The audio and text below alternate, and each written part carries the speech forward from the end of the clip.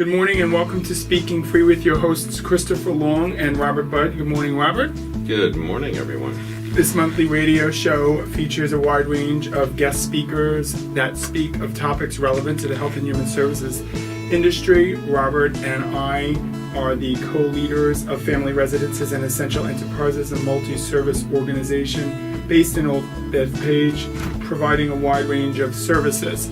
Our mission is to help all people realize their full potential, and we accomplish this through providing a wide range of services to include education, youth services, crisis support, housing, and a wide range of other community services, which includes vocational services, which is the perfect segue to our topic today, farm markets, where we provide a wide range of services for people that are differently able throughout Long Island. So I'd like to take a moment to introduce our first guest, Jean Reinhardt. Good morning, Jean. Good morning. So tell us a little bit about Freedom Farm and how it all began. 6 years ago, former CEO Barbara Townsend asked the Sisters of St. Joseph's in Brentwood if we could start a little community garden there. So they started a community garden, and now it has grown into 3 acres that we farm. And we were so successful that people wanted to start buying the vegetables. So we formed CSA members, which is Community Supported Agriculture, and Robert Budd is a member, and I thank him. And we provide, on a weekly basis, fresh vegetables, organically grown, every week. So tell us a little bit about you. You're the master gardener there. Tell us a little bit about your role so we can better understand. Okay, well, I'm actually an LPN who took the Master Gardener program and then went into horticulture. I am totally in love with horticulture. I provided a space for all our differently able-bodied participants to do something outside. And from just putting seeds in soil to the gentleman next to me you're going to meet, he actually operates our big rototiller. So everybody that comes to the farm can participate on any level. And we are now, in the middle of harvesting and weeding, which everybody hates. Including me. Yes. How many members do you have? Almost 30 members. Terrific. So it's, they come and pick up or we deliver, so people are providing delivery. And we also now have a farm stand on site, and we also are going to have a mobile market, which we just started, which another person will discuss. We take SNAP, which is a federally funded, was food stamp, so those people can come and get fresh vegetables. And we take veterans coupons and senior coupons at all these different locations. It's an incredible opportunity. How many people do you support there or work there each day? 30 to 50 people come on a daily basis, depending on the weather, though. And it's really a team effort. I make everybody work as a team, and they love it. We really have a good time, so it's wonderful. Can you tell us about the program's mission? The mission is to provide activities for people that are in DAHABs and PWW, which is Program Without Walls. It's a great site to come to and learn. I have 6 part-time employees now who started out volunteering. And so they learn job skills, a lot of social skills. We all sit down and have lunch together. And just, how to eat healthy. They walk out usually with something that we've harvested, and they'll cook it up at home. So the business has been in operation for a few years. How's it going so far? I think every year we're improving because we have all these sites now that we're selling, and it's getting better every year. Terrific. If people are interested in being a part of this program in some way, either to support the program, to work in the program, or to be a member, how can they get in contact with you? They can go on the website. Karen Bonet is the contact person, and I welcome all volunteers. We have people that show up and ask us if they can help, and then I'll give them an eggplant or 2. Terrific. Thank you so much for kicking us off today. Thank you. Jean. That's great. And Jean, your enthusiasm and passion, it comes through, and you definitely, every year, you can see the improvement, the greater number of opportunities, and I have to tell you, the only thing that I have challenged with is I see vegetables I don't even know. I know we've been working on that. So it's a wonderful learning opportunity for everyone who's part of it. Thank you so much. you. I appreciate that. So one, everything has a pro and a con, and so a pro to radio is that it's a little bit more casual, and people usually feel a little less intimidated because there's not a camera in your face. But what you can't see, therefore, is people's faces and enthusiasm. And when Gene said, and the gentleman next to me does the large machinery, Tyler's face lit up. Yeah. So Tyler, what do you like about working at the farm? I've been working at the farm since 2012. I like operating the heavy machinery. I like doing kind of all things. I do a lot of seeding, weeding. I'm like the everything guy. I like how I feel free at the farm. I don't feel restricted or limited. I feel very free, and I just love it. I love working with my friends, working with my peers and coworkers, and it's a really beautiful place to work at. It's so beautifully said. What's your typical day like? My typical day is, I go in, ask Gene what to do. I operate the heavy machinery, the rototiller, the twin blade mower, which is electric start, and I do a lot of rototilling and mowing. I also operate the heavy weed whacker machine, so I'll weed whack around the sign, make that look really nice, and in between I help my peers do seeding, growing different vegetables, and do a little social time. That's great. Is there anything that is like your favorite thing about the day? I really love the heavy machinery. I love the rototiller. That's my baby. It's a lot of fun. I really do love it, and I've been there since 2012. So That's great. And I know Tyler also worked at the ranch prior to that, so you're a multiply talented gentleman. yeah, and I also have I work at the ranch as a ranch assistant landscaper. So I do a lot of mowing and weed whacking, so I have a lot of experience. Yes, you do. And you do it beautifully, Tyler. Thank you so much for sharing your passion with us today. You're very, very welcome. And if you do home visits, Tyler.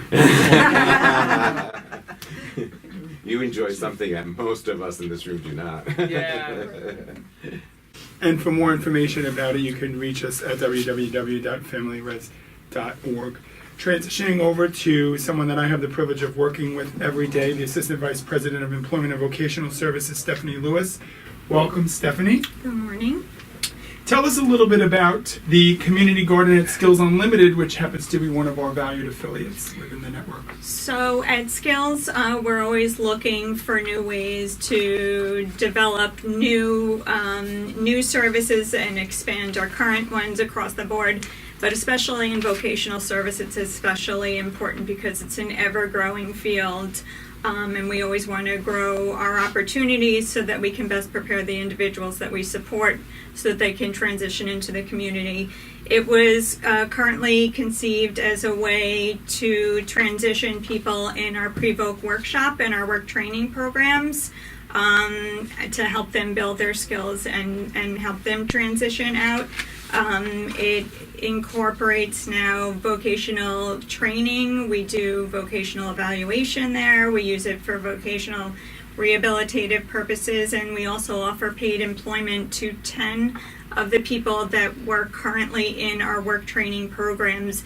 They use their experience there, and they went through the hiring process, and they are now paid employees at the garden. It started with 14 beds. We now have 28 beds total. The gardens are comprised of two sets. We have our Veterans Garden and our Smile Farms Garden, and both are about a year old. Just to give our listeners some context, can you tell us where Skills Unlimited is located? Sure. Skills is in Oakdale.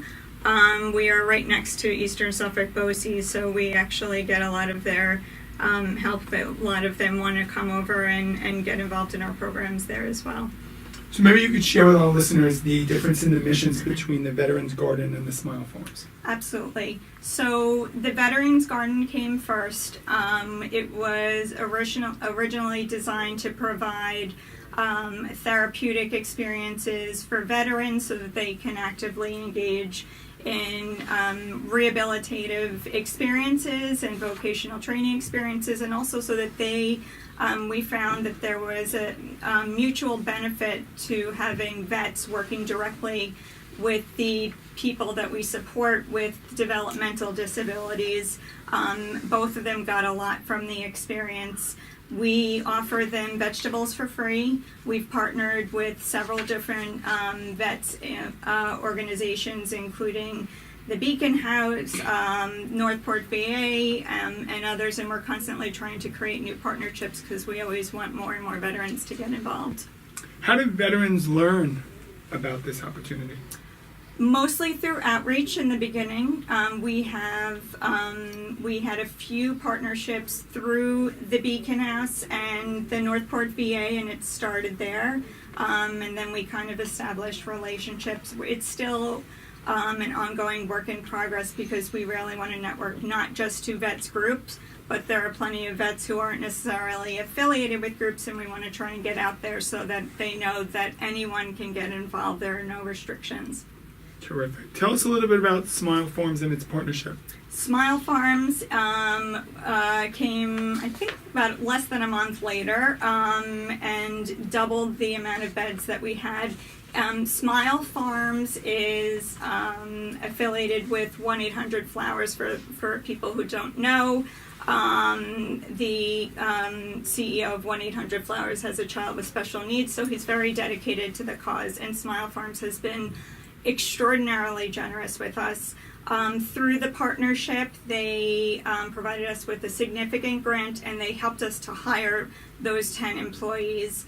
They also helped us set up the bed programs. They used their experience there, and they provide us with an established vendor, which is 1-800-Flowers. They buy the flowers that we grow, and we sell them directly to them. They also continue to help us fundraise. Most recently, they donated 3 aeroponic towers so that we can grow all year round indoors, and hydroponic systems outside for the outside garden. So they are truly a gift to us on an ongoing basis. For sure, and it certainly takes a village to create opportunities like this, so we credit you for harnessing these partnerships. This is so critical to our community. Just tell us a little bit about what the plans are, since this is a cultivating opportunity. Absolutely. So we learned a lot in the first year. We do a lot of different types of work and run a lot of different businesses out of Scales. Gardening and farming was completely new to us, and it was a pleasant surprise to us that we never anticipated the success of the program, the opportunities for the people we support in terms of skill building and rehabilitative opportunities. So we really want to use that to expand both the business aspect. We are connected to more and more vendors to sell our vegetables and plants directly to them. We're also incorporating other rehabilitative programs, including our Pathways to Employment and Program Without Walls, so that they can come and also have the rehabilitative experience in the garden. Just share with us, how do programs like this complement and supplement some of the existing services that Skills Unlimited offers? So at Skills, we believe strongly in the ability of all people, regardless of their disability or needs, that they can engage in meaningful community and employment opportunities. And the garden really provides a very therapeutic and comfortable environment for people to come. It's not as intimidating since it's outside the building, and it provides the ability to build a lot of transferable work skills, which really aids in the development of the skill building that leads to people being ready to be placed outside in the community, and then they can transition into our placement services, and we are able to help place them outside in community-based jobs. And final question for you, Stephanie, can you please just share with us how someone can reach you if they're interested in any of the programs that you discussed? So if anyone is interested in any of our gardening opportunities, you can reach either Antoinette Edmondson, who is the skills director, or Ryan Ferguson, who is the gardener.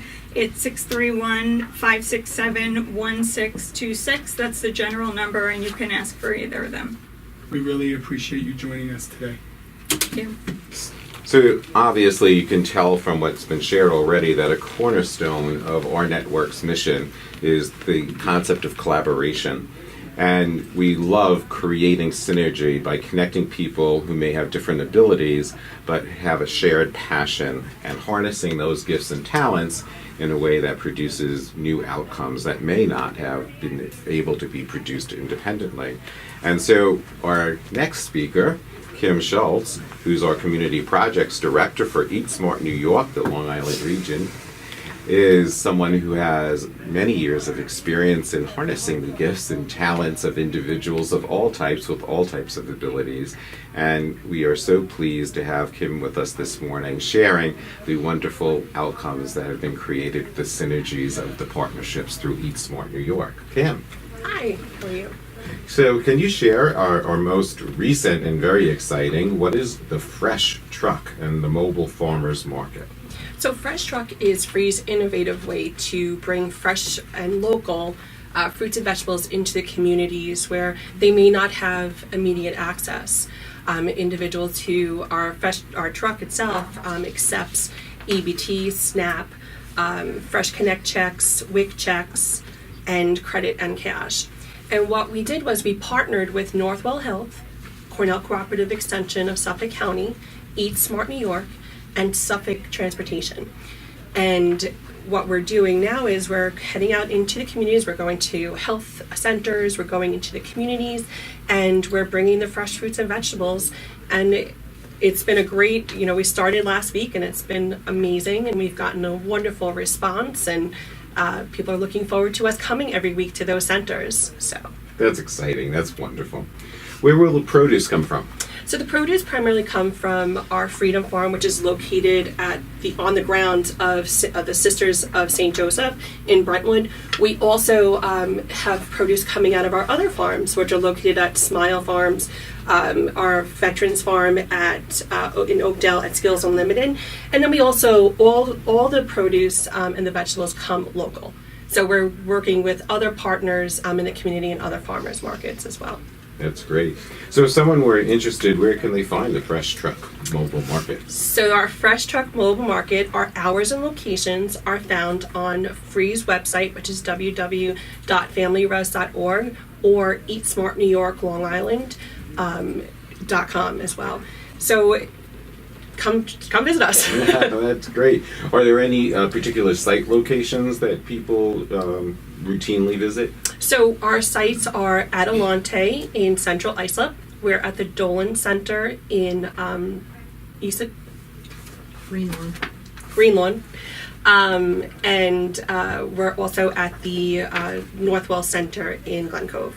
Great. Wonderful. Thank you so much, Kim. The theme today for our listeners is the farm markets, and as you can tell by all of what has been shared, we continue this cultivation of partnerships, and it's really taken a village to create these opportunities for the Long Island community. So joining us now is Zabrine Bajwa, the Regional Director for Eat Smart and the Cornell Cooperative Extension of Suffolk County. Thank you for being here. Thank you for having me. Tell us a little bit about what Eat Smart New York Long Island is all about. So Eat Smart New York is called Eat Smart New York in New York State, but it is basically the supplemental nutrition education program. So what it is for low-income families. So it strengthens families and communities, and it provides it's a community-based approach. And what it is doing is that it targets people where they eat, play, work, or shop, and we provide our nutritionists to go into the communities and provide this quality programming. Do you go into specific communities? Yes, we provide our program at high need communities, so which are basically where you would find SNAP eligible populations. Terrific. And how do people learn that this program exists? So we try to provide, network with a lot of agencies. So that is our success. Our partnership with community-based program agencies, and those agencies help us promote the program. It's an On the incredible grassroots opportunity. level, yes. Incredible opportunity. Can you tell us Okay. what the goals of Eat Smart? So Eat Smart basically is geared to change people's behaviors, nutrition and physical activities. So that's the goal for it. So what we try and do is we have 3 core messages. That is to eat more fruits and vegetables, is to decrease sweetened beverages, and to move more, to be more physically active. So we also understand to have these goals, we need to have a multi-level intervention, which means that we are going to change the environmental in a systematic way, that we actually address some policy and environmental changes. So we're doing that by, we have several initiatives like healthy laundromats, healthy churches where the faithful families are, about portion sizes and what kind of foods they serve. We're providing healthy options at corner stores, and we're working with high need schools on wellness, all about wellness. That's terrific that you're working with the schools. And It's a farmers message. market is a big component of us to eat fresh, seasonal, and local. It's a message we can all learn Yes, from yes. for sure. Tell us a little bit about the partnership between Free and the Cornell Cooperative Extension. So we're in year 5 of our partnership, and we have a great collaboration. So this partnership has actually given us another level and venue. As you know, Cornell Cooperative Extension has over 100 years of work in Suffolk and Nassau counties, and Free Family Residences has over 40 years of expanding human potential. Our goals are the same. We strengthen families, and we are expanding that same concept and moving forward. So it's been a wonderful, wonderful experience. So what is next for this partnership? So what this partnership is, it's going to expand. There's no doubt about it. Because where we are now, we just started building our relationship on the simple educational component, but we are going to expand into social marketing, social media, community development, youth, and other avenues that we can find, and we'll try and integrate and definitely expand. An example of true partnership. Thank you so much for joining us today. Thank you for having us. It's wonderful. And you bring such a wonderful, natural, collaborative spirit that we so appreciate. It's such a pleasure working with you, and Thank the you. outcomes have been amazing. Thank you very much. So we have mentioned that, we use Free a lot, obviously, for our acronyms. So Freedom Farm is just one aspect of it. But before Freedom Farm, the original plantings took place at our beloved Saddle Rock Ranch. Yes. And as part of that, then we have a greenhouse operation. And a little humorous background, because sometimes horses that were boarding there might be on antibiotics, we couldn't actually be a certified organic site. At Saddle Rock Ranch was what motivated us to reach out to the Sisters of St. Joseph and their beautiful acreage there. So in that context, Karen Monet, who's been part of this for many years and has just brought it to many, many new levels, can you share with us, how did the greenhouse operation begin? Absolutely. Saddle Rock Ranch is a horse farm. We have 14 and a half acres. And the grounds that it's on, beautiful, beautiful flowers. It has that agricultural component. As a matter of fact, it didn't start out as a horse farm. It never was. It was cows and agriculture. So it just seemed a natural extension of that to create this greenhouse and just expand upon the possibilities that we could provide, and it has flourished into a thriving business. Yes, flourish is the perfect word to describe it. Although we invite people to visit all of the sites we're mentioning, certainly the ranch is one of the more pristine, beautiful, natural Absolutely. areas. Absolutely. Who oversees the business and the day-to-day operations, Karen? We are lucky enough to have someone we call a champion who is our greenhouse coordinator. Her name is Nancy, and she has been blessed with the old green thumb, and under her guidance, the business has really come a long way. And I need to mention that if it wasn't for the volunteers as well as the folks that we provide services to who have been employed as part of this venture, it would not be what it is today. Oh, that's beautiful. It's amazing. That's great. What types of plants are sold? What would people go there to buy? Now we've just planted the mums, but we just finished our big spring flower sale, and we had zinnias and pansies and flowers in flats, as well as beautifully prepared potted plants and hanging baskets for Mother's Day. Absolutely phenomenal, the creations that have come out of the flowers. Yeah, definitely in addition to the green thumb, there's definitely an artistic design to what Yes, is produced. absolutely. My neighbors and family very much appreciate. I'm happy to hear. Can community members in the general public purchase directly from the greenhouse? Absolutely. And for any orders above $100, we would be happy to deliver. But we are there Monday through Saturday from 9 to 5. And they can also contact myself, Karen Bonet, at 631-345-0318 or kbonet@familyres.org. Thank you. So you can see why Karen's such a successful program director out there. And she does it with grace and ease. So Thank you. we want to really thank all three of you. We only have a few minutes before we close, and I'm just interested to know, has the community been overall receptive to this initiative? Because it sounds extraordinary. Oh, of course it is. I hope the question was addressed to me. I'm sorry. I The took- brain, Absolutely. So of course it's been around for a while. It's it was funded more, a little more money in the last 4 years for the 5-year cycle. It's funded by USDA, but it's been around over 17 years. So this is a program that reaches out to the population because they get that SNAP benefit, but they really don't know how to make healthy choices. So the whole effort was to make people change to become more healthier, and that physical activity is an integral component of it.